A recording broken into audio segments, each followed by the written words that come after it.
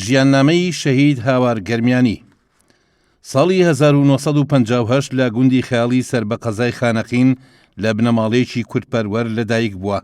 ساڵی 1970 پەیوەندی بە ڕەخسنەکانی کۆمەڵەی ڕەنجدەرانی کوردستانەوە کردووە و لە ساڵی 1982دا بۆتە پێشمەرگە لە سنووری تیپی پەنجاویەکی گەرمیان.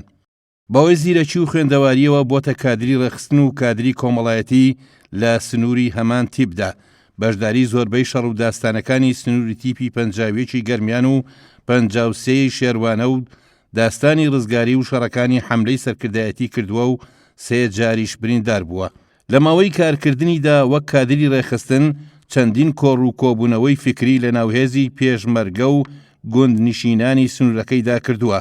دواپلەی سەربازیشی لە ڕیزەکانی یەکێتی نیشتیمانی کوردستاندا فەرماندەی کەرتی 5 حەمرینی تیپی 53 شێروانە بووە.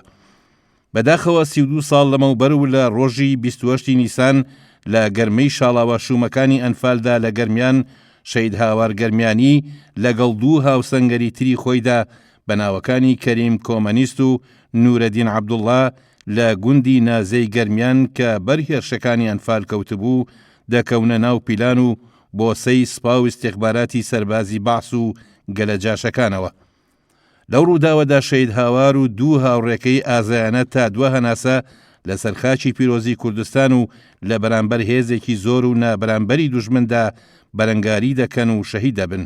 شەید هاوار لە دوای خۆی 4 کوڕ و کچێکی بەجێهێشتووە کە زۆربەیان لە ئێستادا لە دام و دەستگاکانی حکوومەتی هەرێمدا خزمەت دەکەن و درێژە بەڕێبازی شەید هاوار دەدەن.